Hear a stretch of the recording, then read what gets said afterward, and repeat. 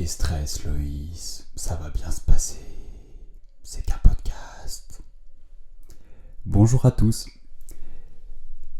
En fait, aujourd'hui, quand je me suis réveillé, je me suis dit que j'allais prendre un jour off, comme on dit, que j'allais courir, que j'allais prendre le soleil, que j'allais aller au lac, peut-être m'entraîner avec un ami qui m'a envoyé un message tout à l'heure.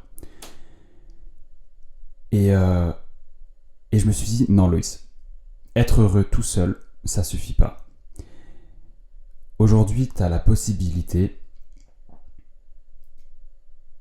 de parler à des milliers de personnes, des centaines de milliers de personnes. Tu as la possibilité d'avoir un impact sur le monde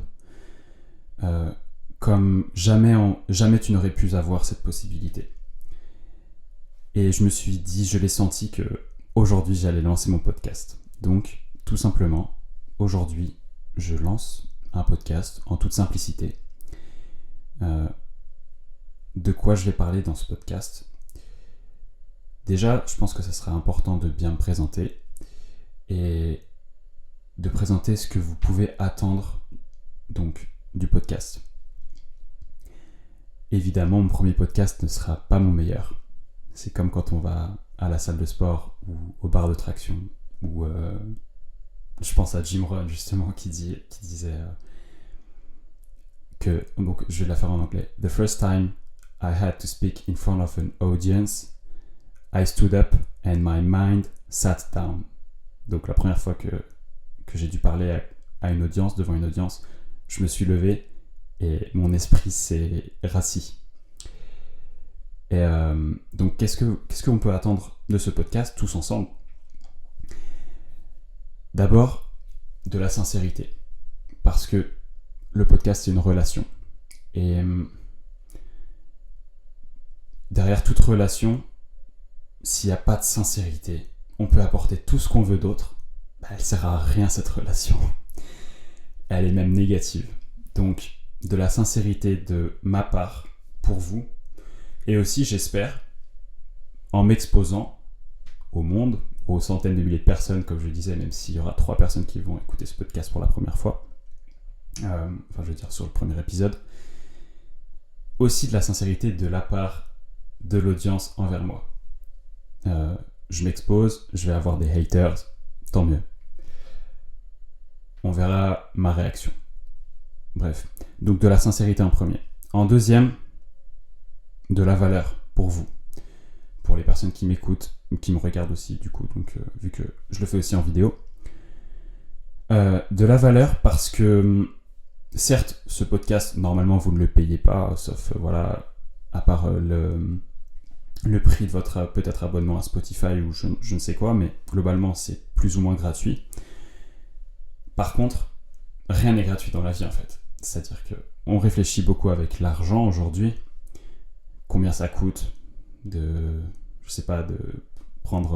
d'aller au cinéma, combien ça coûte, etc. Mais on pense jamais, ou beaucoup moins, à un concept très important qui est le coût d'opportunité. C'est que, tout simplement, quand on est en train de faire quelque chose, on pourrait passer ce temps à faire autre chose qui pourrait être plus bénéfique pour soi, pour les autres, peu importe.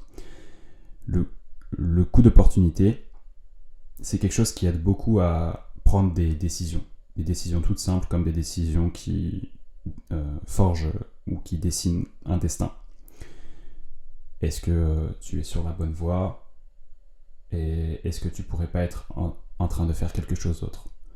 Par exemple, l'une des plus grandes erreurs que j'aurais pu faire personnellement dans ma vie, je pense, ça aurait été d'essayer de devenir bon dans le mauvais domaine. Sans dire que le domaine est une mauvaise chose en question. Moi, en l'occurrence, c'était la médecine. C'est quelque chose de super beau, la médecine. Mais c'était peut-être pas mon domaine. Donc, coût d'opportunité, temps. Donc, globalement, valeur. Je reviens là-dessus. Vous apportez de la valeur. J'espère que, d'ailleurs, désolé de faire une parenthèse, mais j'espère que tout marche là parce que je pourrais le refaire. Donc, vous apportez de la valeur pour votre temps. Donc, que vous ne perdiez pas votre temps en m'écoutant parce que le temps, vous ne pouvez pas le rattraper. Donc ça, c'est quelque chose que je ferai attention à cultiver, le fait d'apporter de la valeur vraiment le plus souvent possible et avec la meilleure efficacité possible. Maintenant, toute valeur nécessite aussi réflexion en amont, et donc des fois, vu que c'est un podcast, ça nécessite le fait que je réfléchisse, ok ? Je suis pas une machine à donner de la valeur non plus, je suis juste un être humain, un gars. Du coup, voilà, donc sincérité, valeur,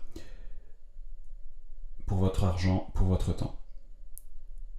Pourquoi est-ce que je lance ce podcast ? Aussi, au-delà de créer des relations, de tisser, de renforcer des relations et connaître de nouvelles personnes, je dirais que la mission de ce podcast, elle est large, mais elle répond à un besoin, je pense, qui est immense dans la société d'aujourd'hui, qui est, je pense, très contrôlée. Ça y est, je commence déjà à être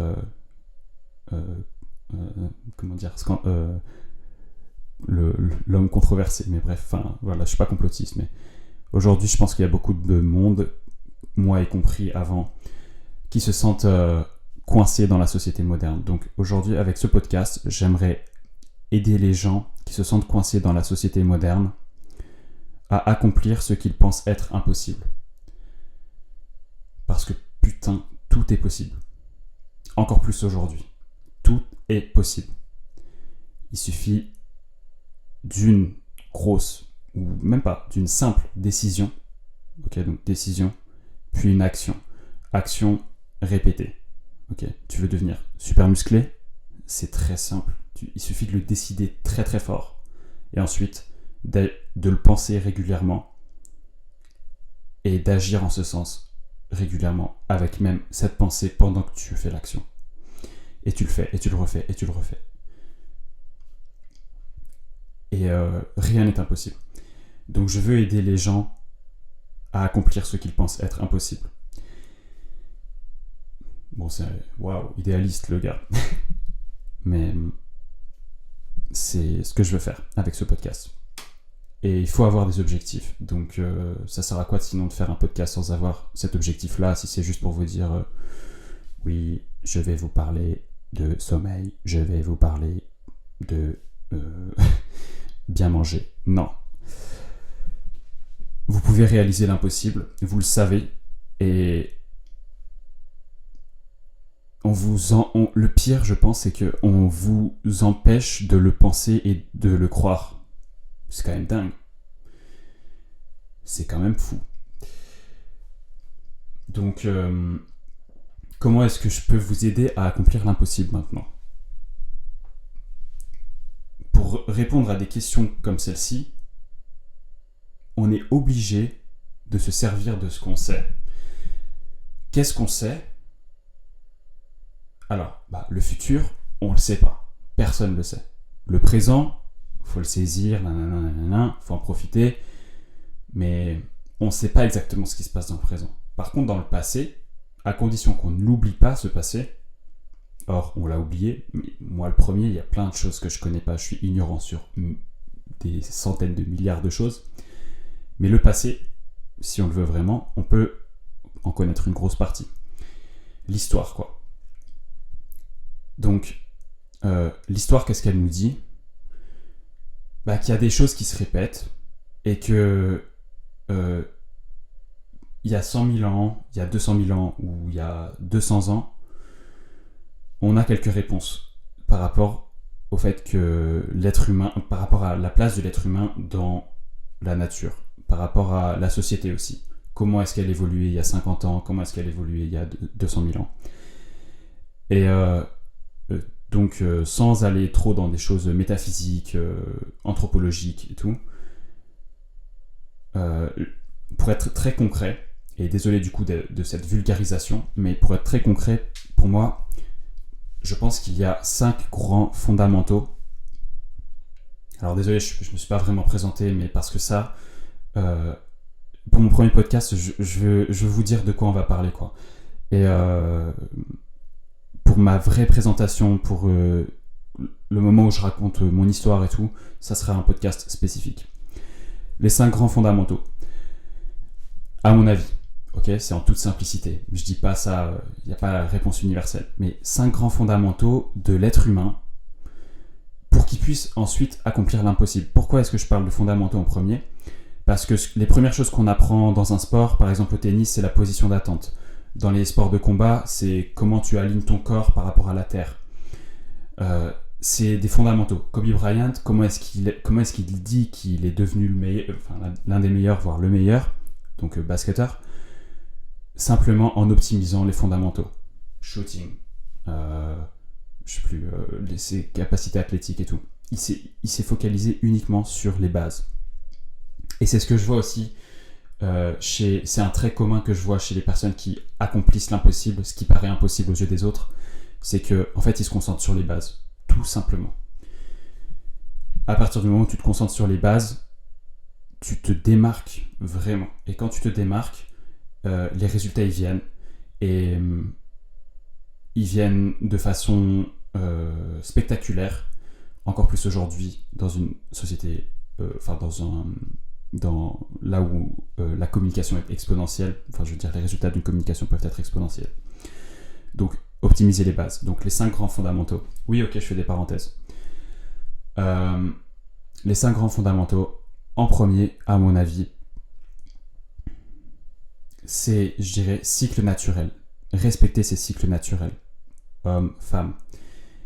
Cycle naturel, les 2 grands auxquels je pense, c'est en premier le rythme circadien, et donc pour simplifier ça, c'est notre horloge biologique, et pour simplifier encore ça, s'il y a un seul mot à retenir, c'est sommeil. Ok, donc rythme circadien, premièrement. Et deuxièmement, la vie, ça vient pas de moi, la vie c'est un enchaînement de saisons. Il y a 6000 ans, c'était toujours hiver, printemps, ne te trompe pas dans l'ordre des saisons, Loïs, hiver, printemps, été, automne. Et les gens aujourd'hui voient l'hiver comme la tristesse. Là, je le vois, ça y est, on est en octobre, on a des grosses doudounes, pourtant il y a du soleil quand même, mais les gens ont peur, il y a les grosses doudounes, ils ont les visages fermés. Et sauf qu'il y a 6000 ans, en fait, il y avait toujours cet hiver. Et il fallait juste... On n'a pas le choix. Comme le dit Jim Rohn, on ne peut pas enlever janvier du calendrier. Donc, autant s'en servir du mois de janvier, au lieu d'en faire une grande pause ou une dépression hivernale ou quoi. Autant s'en servir. S'en servir à quoi ?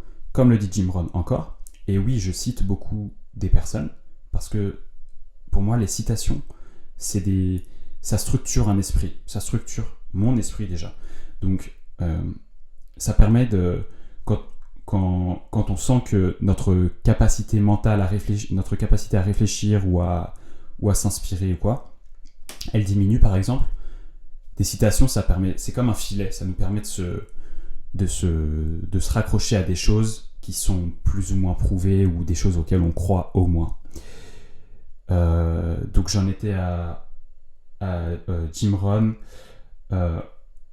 Voilà, à quoi sert l'hiver ? L'hiver sert, selon Jim Rohn, à devenir meilleur, devenir plus sage et devenir plus fort. Je finis cette parenthèse donc, je la referme et j'en étais donc au rythme naturel, au cycle naturel. La vie c'est des cycles et donc c'est aussi des saisons. Donc, premier fondamental, première base, c'est rythme circadien et rythme des saisons. Respecter ça, optimiser ça, en être conscient déjà, c'est déjà bien. Et voir l'hiver comme un challenge. Pour moi, c'est la première des leçons. C'est voir l'hiver comme un challenge et aimer ça. Même si on est un peu fou dans sa tête, on se dit, par exemple, je sais pas, on va faire une sortie vélo et on meurt de froid. Ou des choses comme ça, où on va dans le lac ou dans la mer alors qu'elle est très froide et tout. On regarde le ciel, puis on se dit... Bon, moi c'est un peu mon truc, des fois je le fais, juste pour vous raconter, mais je défie un peu le ciel. C'est-à-dire que je crève de froid, et puis je dis genre à Dieu, même si je suis pas croyant en Dieu, mais je respecte absolument toutes les religions, ok. Mais je crois en une force supérieure, donc comme un Dieu un peu, mais juste pas en une personnification de cette force supérieure. Et je lui dis, c'est tout ce que t'as. Genre quand je meurs de froid, mais bref. Donc, premier fondamental, c'est respecter ces cycles, le côté rond de la vie. Et d'autres civilisations étaient très conscientes de cette forme ronde, en fait. Aujourd'hui, on est très carré. Mon téléphone, il est carré, rectangulaire. Mais les Indiens d'Amérique, il me semble, ne me citez pas là-dessus, mais il me semble que... ou les Incas aussi, c'est l'un des deux, je sais plus. La forme ronde était très représentative de leur philosophie. Voilà le premier fondamental. Deuxième fondamental, alors je l'ai pas encore dit, si j'ai dit, mais j'ai fait j'ai été médecin. Et donc j'ai fait 9 années de médecine, parcours classique en France, et puis un petit peu en Suisse. On nous parle un peu d'alimentation, on nous parle un peu de nutrition. Mais, purée, s'il y a un truc à optimiser en plus du sommeil, donc la première base, c'est quand même son alimentation et son hydratation. Bordel. Qu'est-ce qu'on nous le dit pas assez ? Vraiment, genre, j'ai presque envie de prendre une minute de silence, parce que bien manger, savoir quoi manger, savoir à quel point il faut boire aussi, quelle eau aussi, une eau de qualité, bref. Savoir ça, mais ça transforme une vie. Moi, ça a transformé ma vie. Ça l'a transformé du pire comme du meilleur. Et aujourd'hui, du meilleur, parce que je sais quoi manger, je sais comment marche mon corps, même mon esprit et tout, à peu près, on va dire. Enfin, je dirais pas que je sais exactement comment marche mon esprit, mais j'ai quelques pistes, quoi. Et pour l'alimentation, il faut savoir quoi manger. Donc je vais juste dire par exemple moi ce que je mange, alors que là je vais faire vraiment des podcasts là-dessus spécifiques sur l'alimentation, pour être performant notamment. Mais très rapidement, les trucs un peu controversés que je vais raconter dès maintenant sur l'alimentation. Les glucides, ça coûte pas cher à faire. Les glucides, ça vient de l'agriculture maintenant. Avant, ça existait moins. Avant, on mangeait beaucoup plus de protéines, beaucoup plus, je pense, de gras, mais donc pas gras Burger King, frites et tout. Non, du gras, genre graisse animale, graisse végétale. Donc, mon alimentation, ça ressemble à quoi ? Ça ressemble à pas mal de protéines, beaucoup de gras, vraiment beaucoup plus que la moyenne, je pense. Gras, c'est-à-dire à la fois bon gras, ce qu'on nous apprend comme bon gras, et c'est vrai, c'est des bons gras, c'est oméga 3, un peu oméga 6 aussi, mais oméga 3, donc les poissons et tout, super bon, sardines par exemple, oméga 6 un petit peu, et ce que j'ai essayé plus récemment et qui est génial, c'est en fait au final le beurre et tout, alors qu'on nous dit que c'est très mauvais pour la santé. Les graisses animales, c'est le top. Acides gras saturés, c'est bon aussi. Par exemple, ce que je peux dire, c'est que pour un homme, on a vraiment besoin des acides gras saturés pour notre stéroïdogénèse. Donc on a besoin du cholestérol pour créer de la testo. Et delta 4, androstendione, et je sais plus trop lesquels. Mais c'est très important de manger des acides gras saturés. Et on nous dit, oh là là, c'est des grands ennemis et tout. Bah oui, c'est des grands ennemis si tu bouges pas, si t'es pas sportif du tout, si t'es pas exposé à la lumière naturelle, si t'es en mauvaise santé de base. Effectivement, manger des acides gras saturés, bah tu augmentes ton risque cardiovasculaire. Mais moi, ce que je pense, ok, not medical advice, mais moi, ce que je pense, c'est qu'il faut manger beaucoup de gras, et mais très peu de glucides. En gros, c'est un peu un régime cétogène. Et ça permet de se sentir super bien et d'avoir beaucoup moins faim en fait, parce que 1 gramme de gras, c'est 9 kilocalories, alors que 1 gramme de glucides, c'est 4 kilocalories. Donc protéines, gras et évidemment antioxydants.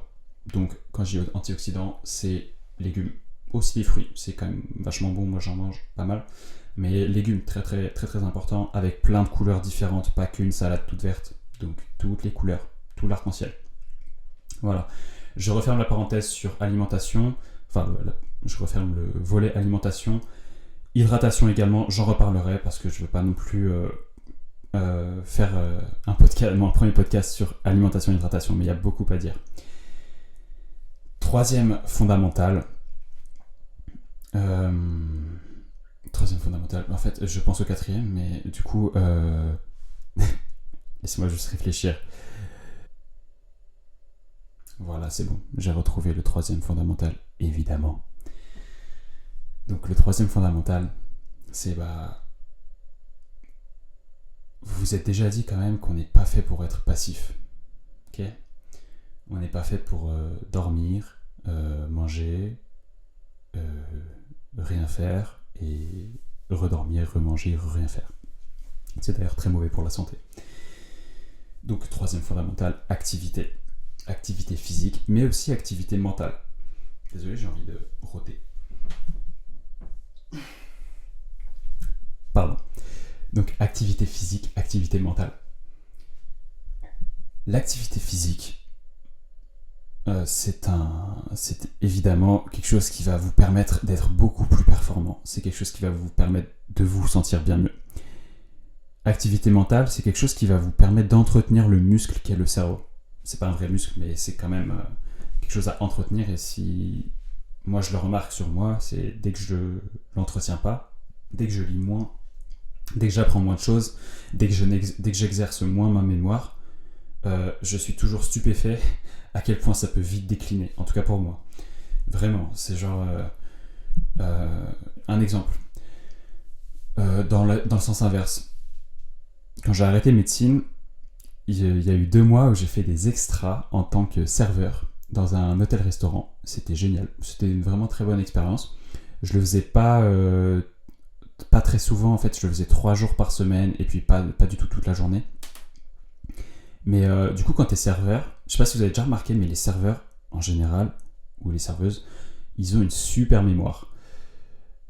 Parce que ils sont contraints d'avoir une très bonne mémoire, en fait. Sinon ils peuvent pas être serveurs.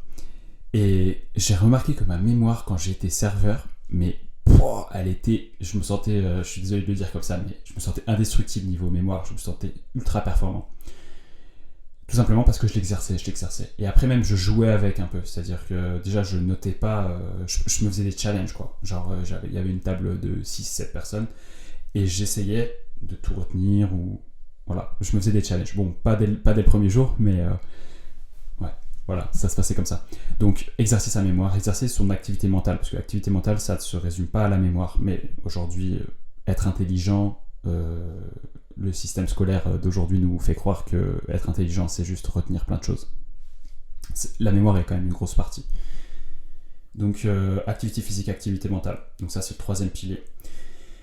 4e et 5e pilier. 4e pilier. Donc, certes, on n'est pas fait pour être passif, certes, on est fait pour respecter les cycles naturels, certes, on est fait pour bien manger et bien s'hydrater, mais il y a aussi d'autres personnes autour de nous. Parce que si on n'est qu'un putain d'égocentrique, certes, ok, c'est normal d'être un peu égoïste, c'est un processus qui nous a permis de survivre quand même. Parce que si tu donnes absolument tout aux autres, un altruisme à 100%,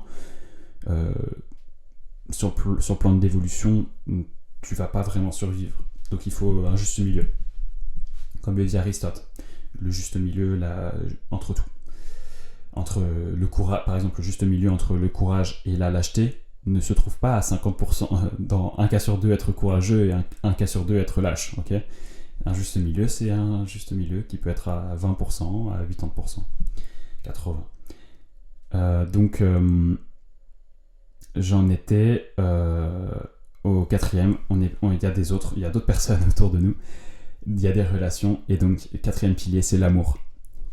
Amour pour donc aimer les autres et aussi être aimé. C'est ce qui nous permet, je pense, et enfin, ça doit être probablement prouvé, que on éprouve beaucoup plus de bonheur et d'accomplissement personnel quand on sent qu'on aime les autres et quand on sent qu'on est aimé.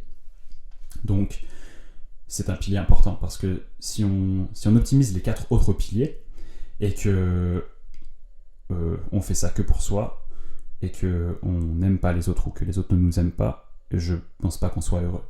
C'est comme le film que j'avais beaucoup aimé quand j'étais adolescent, que je n'ai pas vu depuis au moins plus d'une dizaine d'années, Into the Wild. Ce film m'avait vraiment marqué et m'avait mis sur la piste de la montagne, je dirais. Dans le sens où, ok, il faut aller se perdre en nature un petit peu pour comprendre des réponses spirituelles à la vie. Et donc dans Into the Wild, je vais pas spoiler, je vais juste dire Happiness is real only when shared. Donc le bonheur n'est réel que quand il est partagé. Amour, ok. Check. 5e. Donc, l'un de mes livres préférés, c'est Penser pour moi-même de Marc Aurèle. Quand on lit ce titre, on se dit « Oh, c'est un titre narcissique, égoïste, genre tu penses pour toi-même et tout. » En gros, en fait, c'est juste Marc Aurèle, donc je vais vous le présenter, mais c'est juste Marc Aurèle qui a nommé un carnet de plein de pensées qu'il a réunies pour moi-même, enfin pour lui-même. Donc juste pour se dire ok, j'ai mes structures de pensée et je les note pour pas les oublier, comme ça dans 10 ans quand je veux revenir dessus, je peux revenir dessus. Donc il a noté plein de ses pensées. Qui était Marc Aurèle ? Marc Aurèle était vivant au 2e siècle après Jésus-Christ, il me semble, en tout cas à peu près à l'apogée de l'Empire romain, ou début du déclin peut-être. Je suis pas un expert de l'Empire romain, mais c'est à peu près ça. Et c'était à la fois un empereur, c'est sa particularité, c'est qu'il était à la fois empereur et en même temps hyper sage, philosophe. Et donc Marc Aurèle déjà, même pendant en fait, il a eu l'occasion de prouver sa bravoure aussi, en plus d'être sage, parce que l'Empire romain était quand même attaqué par les Perses et puis les Germaniques, il me semble.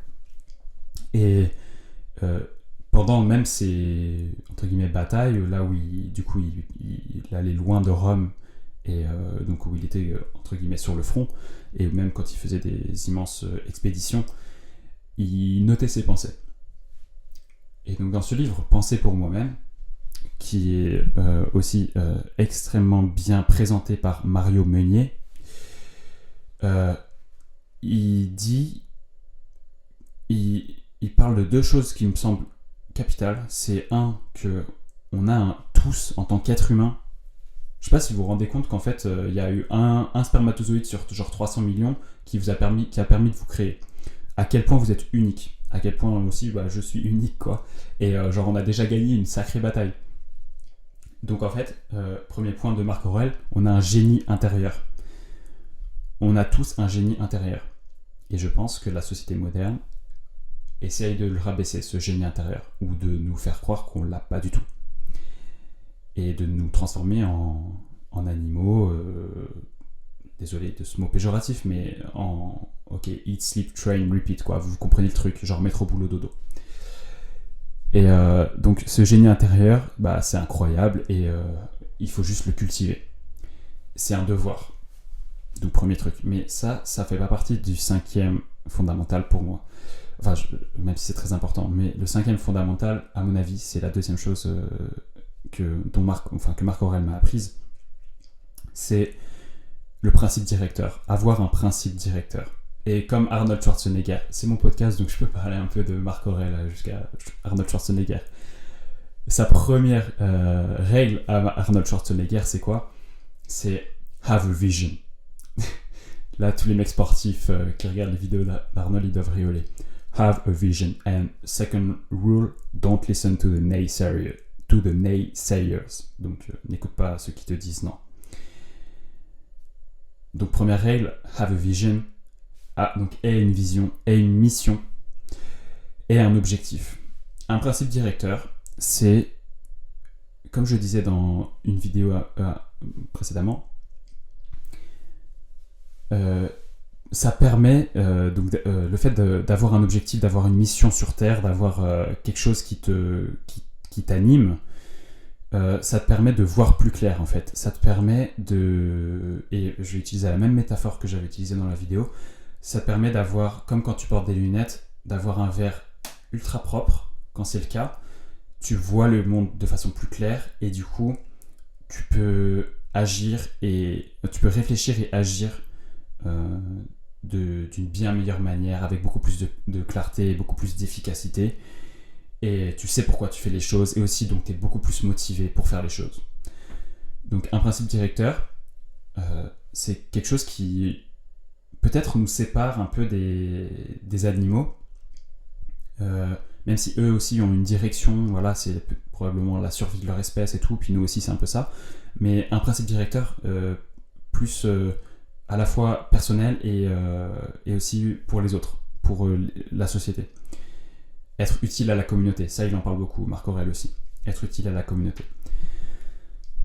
Moi je dirais que le principe directeur qui a été le mien, et qui est toujours le mien, mais sur lequel, très simple, j'ai pensé rapidement, dès que j'avais à peu près 14-15 ans, quand on me disait qu'est-ce que tu veux faire dans ta vie, je me disais, en gros je vais être utile.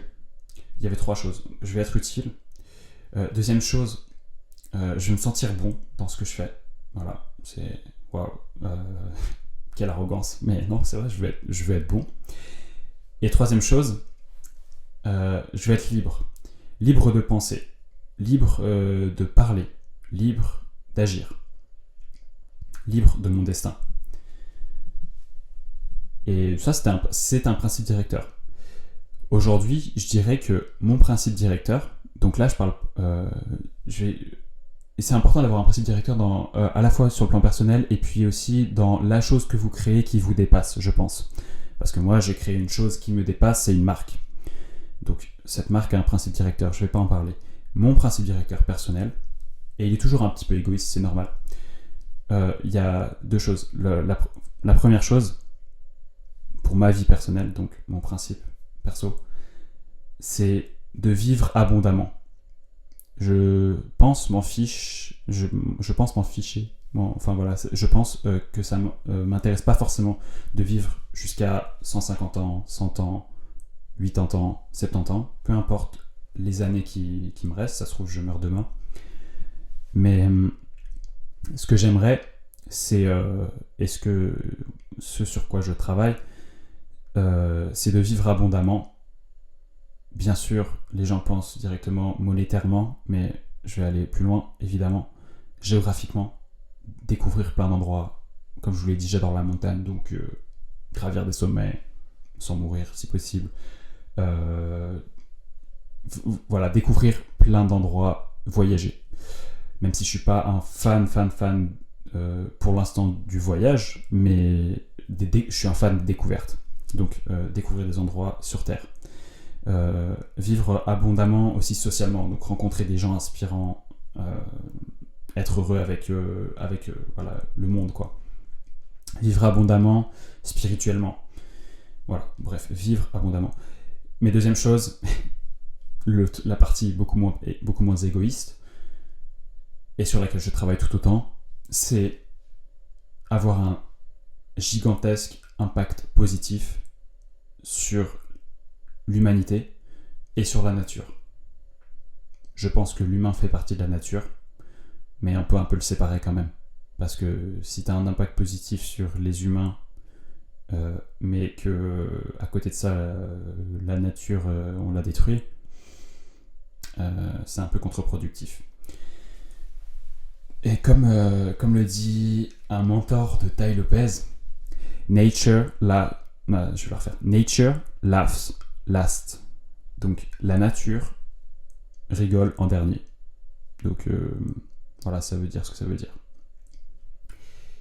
Voilà mon principe directeur. Avoir un impact positif, massif, gigantesque sur l'humanité et sur la nature. C'est ce que j'aimerais. Quel grand idéaliste. Et du coup, voilà, j'ai fait les 5 fondamentaux, à mon avis. Sommeil, ok. s'il y en a un seul mot à retenir sur le cycle naturel. Alimentation, hydratation, deuxième. Le troisième, activité physique. Le quatrième, troisième, activité physique et mentale. Le quatrième, amour. Et le cinquième, principe directeur. Et je vais parler encore un peu de philosophie. Parce que la philosophie, je pense que je trouve ça assez curieux en fait. C'est ce qui permet de séparer les gens et aussi de les juger, de savoir s'ils sont entre guillemets dignes de passer du temps avec eux ou pas, et puis aussi dignes d'investir en eux ou pas.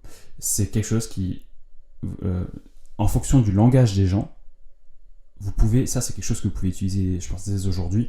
C'est en fonction de leur vocabulaire, de leurs idées, de comment ils vous parlent, ça dit quelque chose de leur philosophie. Jim Rohn, il dit que la philosophie, c'est ce qui nous permet de transformer, c'est ce qui nous permet d'utiliser le miracle de la vie. Donc c'est ce qui nous permet, parce qu'on ne peut pas remettre en question le fait que quand on plante une graine, il y a le miracle de la vie qui fait que ensuite ça devient un arbre, ça devient une tomate ou je sais pas. Eh bien, la philosophie, c'est ce qui nous permet d'utiliser ça, d'utiliser le miracle de la vie et de faire de ce qu'on a ce qu'on peut produire. Okay, on ne peut pas remettre en question le fait qu'il pleuve, le fait qu'il y ait des hivers. On peut rien faire. On peut que modifier notre philosophie. On peut que accorder notre philosophie à ça. Et donc la philosophie des gens, ça se répercute dans leur destin. Ça se répercute aussi donc intermédiairement dans leurs paroles et dans leurs actions et dans leurs habitudes. Donc au final, en regardant les habitudes de quelqu'un, en regardant la philosophie de quelqu'un, on peut soi-même juger de est-ce que je peux lui faire confiance, est-ce que je vais me lancer dans ce projet avec cette personne, est-ce que je veux me marier avec cette personne, etc. Donc c'est hyper important en fait de capter rapidement, je pense, la philosophie des gens, et assez comme je disais, donc rapidement, je dirais dès les premiers contacts, parce que sinon après, je reviens l'une des premières notions, mais sinon on perd du temps. Alors oui, on peut perdre de l'argent aussi, mais l'argent on peut le remonter sans problème. Ouais, on peut le remonter quoi. Le temps, jamais on peut le reprendre. Et c'est pour ça que les milliardaires et tout, ils passent beaucoup d'argent dans le fait d'essayer de rattraper du temps physiquement déjà, donc avec la médecine esthétique et tout. Donc philosophie, moi je trouve ça curieux, et curieux et beau, que ça sépare les gens, et ça du coup c'est, je dirais, un practical tip, un conseil pratique, c'est comment juger les gens. Eh bien, en premier, parce que c'est pas mal de juger les gens, en premier sur leur philosophie. Et hier soir, j'ai lu un petit peu sur... en fait, j'ai relu le début de Made in America de Sam Walton. Ce livre parle en fait de philosophie d'entreprise. Sam Walton, c'est l'homme d'affaires américain qui a été le plus riche de 1982 à 1988. Et ce qu'il a fait, c'est qu'il a créé Walmart. Walmart, c'est la chaîne de centres commerciaux qui aujourd'hui emploie plus de 2 millions d'employés et qui a une philosophie simple, celle de satisfaire le client, de regarder le client droit dans les yeux, de lui dire bonjour. C'est des choses tellement importantes. Et des fois, par exemple, quand je vais acheter quelque chose et que la personne ne me regarde pas dans les yeux, ne me dit pas trop bonjour ou quoi, je me dis, tu loupes l'essentiel. Ils pensent que l'essentiel, c'est de nous servir ou voilà, de passer le truc à la caisse. L'essentiel, c'est de regarder le client dans les yeux. C'est ce qui va démarquer ton entreprise des autres. Et de le satisfaire. Donc, satisfaire le client. Et du coup, vu qu'il y a le temps, je vais lire 2-3 trucs que j'ai écrits sur Sam Walton, enfin des citations de Sam Walton. Donc, en premier, à la page 9, ce que j'ai aimé, c'est qu'il dit, il parle du fait de vivre simplement. Ce qui est drôle à propos de Sam Walton, qui du coup valait, il y avait une net worth, donc une valeur, une estimation, je sais pas comment on dit, il valait 165 milliards de dollars, quoi.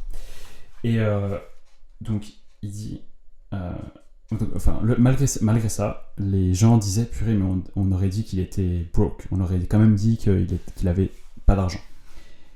Et donc, il vivait simplement. Et il dit, we don't need to buy a yacht. Some families sell their stock off a little at a time to live high, and then, boom, somebody takes them over, and it all goes down the drain.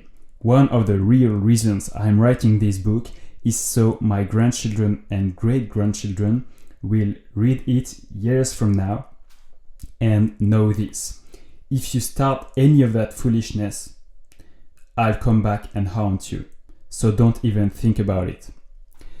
Donc là, ce qu'il dit, c'est les petits-enfants, si j'écris ce livre, c'est pour que vous sachiez qu'il faut vivre simplement. Parce que sinon, tout ce que j'ai créé, tout ce dont vous pouvez profiter aujourd'hui, n'aura servi à rien.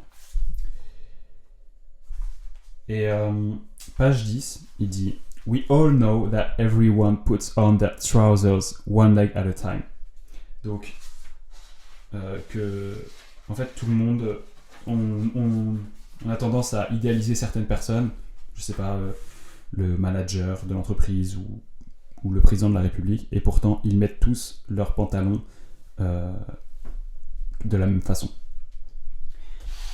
Donc, bon, j'ai fait une longue parenthèse là, et je vais terminer, en fait, ce podcast sur 2 choses. La première,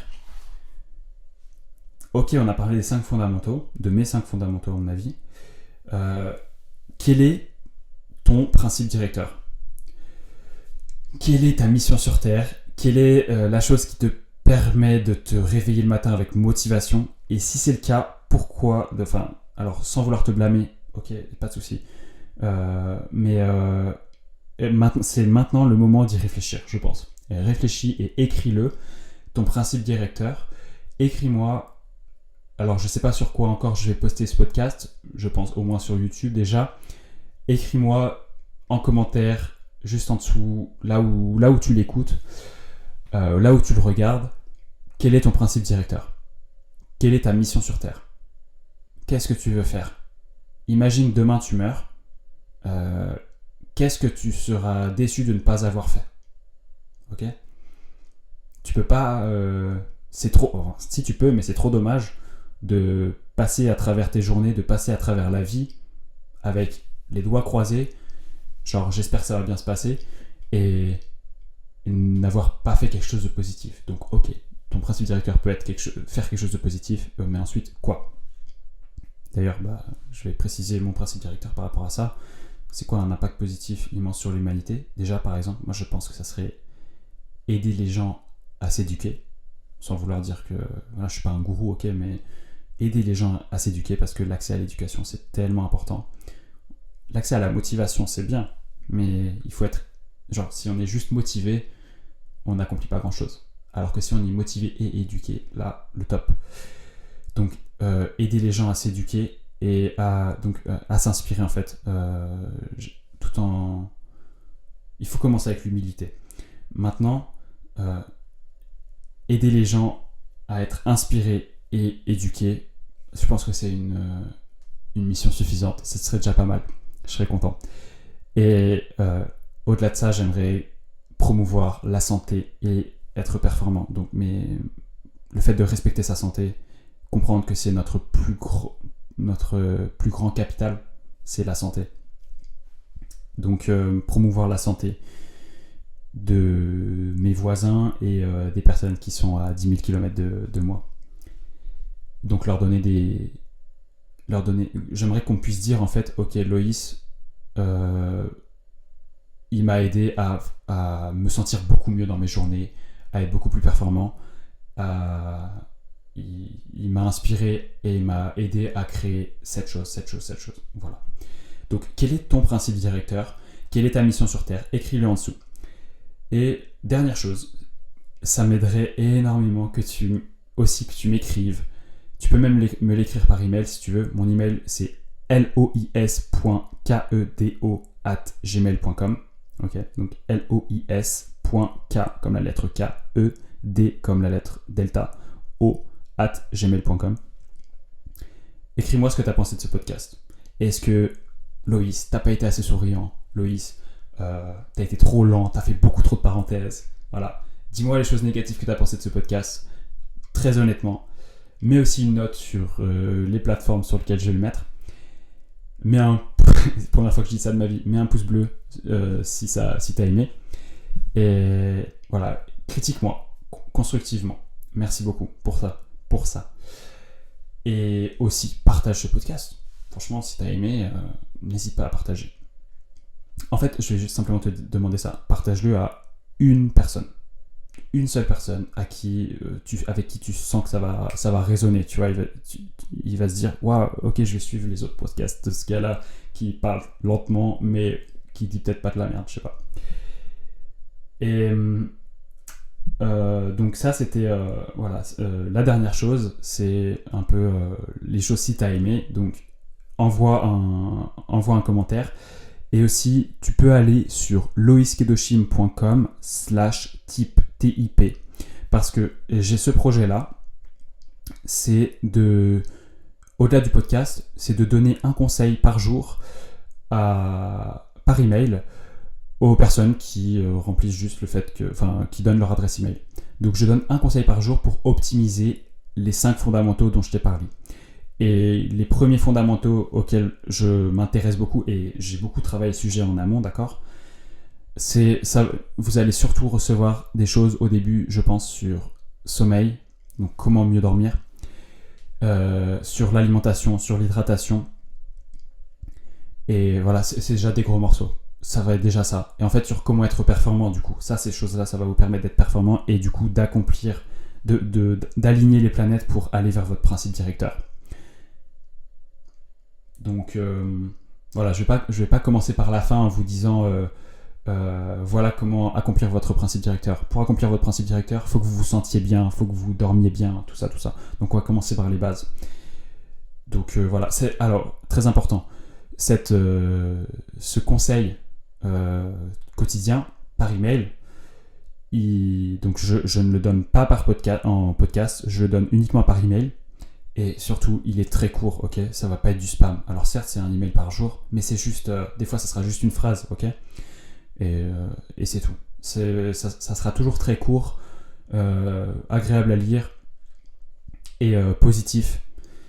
Et puis, ça sera bien mieux que les pubs que vous pouvez avoir d'Amazon ou j'en sais rien, ok? C'est pas de spam. Qualité, valeur, comme je vous l'ai dit dès le début. Et puis, je vais terminer ce podcast en vous disant, soyez fiers de vous, ok? Ne soyez pas trop fiers dans le sens où vous allez vous dire que vous méritez pas, vous méritez mieux que ça, ok? Gardez l'humilité, mais en même temps, n'écoutez pas les personnes qui vous rabaissent, c'est ça ce que je veux dire. Les personnes qui vous disent non, qui vous rabaissent, qui vous font penser que ce que vous voulez accomplir est impossible, dites-vous, première chose moi que je me dis, c'est je vais vous donner un exemple. Mon cousin m'a dit, ouais, pour ce projet-là, en fait, finalement, en gros, il se dégonfle, c'est gentil, mais il veut peut-être finalement pas se lancer sur ce projet business qu'il a. Et parce qu'en fait, ouais, ça m'a un peu freiné, on m'a freiné. Je lui dis, qui t'a freiné? Qu'est-ce qui t'a freiné? Et il me dit, mais moi je pensais bien que c'était une personne qui l'avait freiné. Et il me dit, c'est ma collègue de travail, je lui en ai parlé et ça m'a un peu, elle m'a dit ce qu'elle en pensait et ça m'a un peu freiné.